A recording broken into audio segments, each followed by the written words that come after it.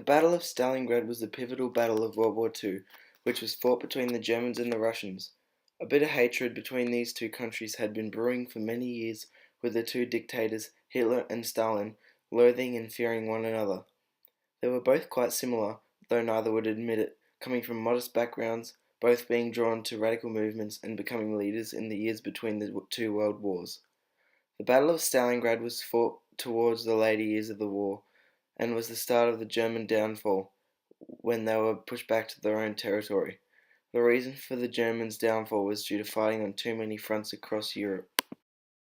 Stalingrad, now called Volgograd, was located in the southwest of the Soviet Union, close to the border of Kazakhstan. Stalingrad sat on the edge of the route to the oil fields in the Caucasus region. This road was a major transportation route before and during the war. Stalingrad bore the name of Joseph Stalin, the dictator of the Soviet Union from 1929 to 1953. Joseph Stalin once stated, "Ideas are more powerful than guns. We would not let our enemies have guns. Why would we let them have our ideas?" This demonstrates his wisdom, which contributes to how he transformed Russia from a poor society to a military and industrial sovereignty by developing new weapons and military tactics. Stalingrad was a major industrial city, producing and providing military equipment including tanks for the Soviets in battle. If the Germans could take Stalingrad, they could acquire massive amounts of equipment and take a large chunk out of the Russian army. It also gave them access to the Volga, a river in which was used by the Russians to transport equipment and materials to deeper territories in Russia. Hitler decided that the Germans were lacking manpower on the eastern front to remain on the offensive, so he would send the army from the south to the west. This was in an effort to take over the oil fields and ultimately Stalingrad.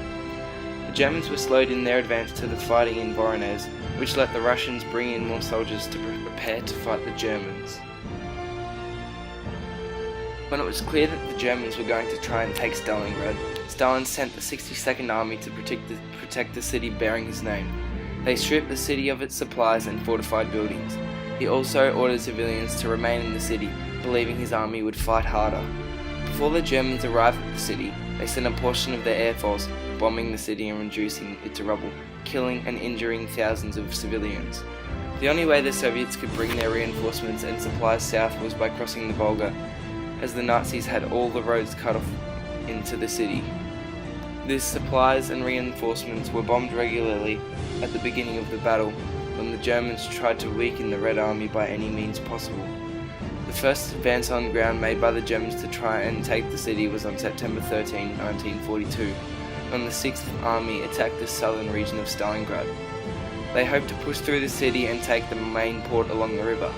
This subjected both sides of the conflict to fight in savage, close-quarters street fighting.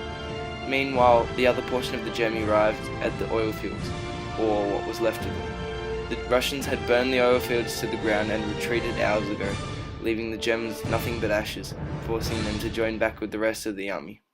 The house-to-house combat was heaven for the Soviet sniper division, hiding in the fortified buildings, picking off any German soldiers that dared to risk running out into the open through the streets of Stalingrad.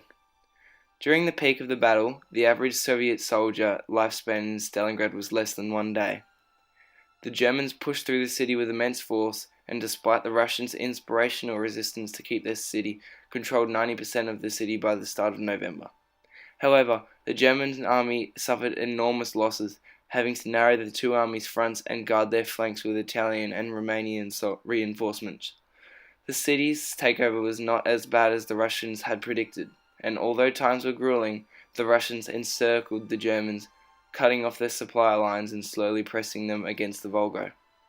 The German army was asked to surrender multiple times, with Stalin showing some mercy for the obviously defeated and very weak army. However, Hitler would not surrender and ordered his men to fight, keeping one bullet for themselves. Many German men were so starving they had resorted to cannibalism, eating both dead Russians and Germans. There were close to 300,000 Germans fatigued, starving, and wanting to surrender alongside the generals.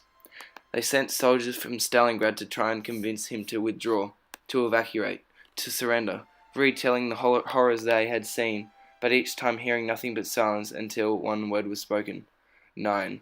No, he would not budge, even with thousands dying every day. The Russians were compressing the Germans' breathing space, tightening the ring around them every day. The head of the Sixth Army, Paulus, asked Hitler to surrender. Hitler said no and promoted him to Field Marshal, a position in which no German had been caught. Hitler expected him to fight to the end or commit suicide. He and his men surrendered the next day. Both sides endured heavy losses, with the Soviets losing more than 478,000 men and 650,000 men wounded, and the Axis soldiers losing 750,000 men dead and 91,000 men captured. Only 6,000 men lived to return to Germany. This was the start of the Alliance's push to reduce Germany back to its own territory. The war ended less than 2 years later.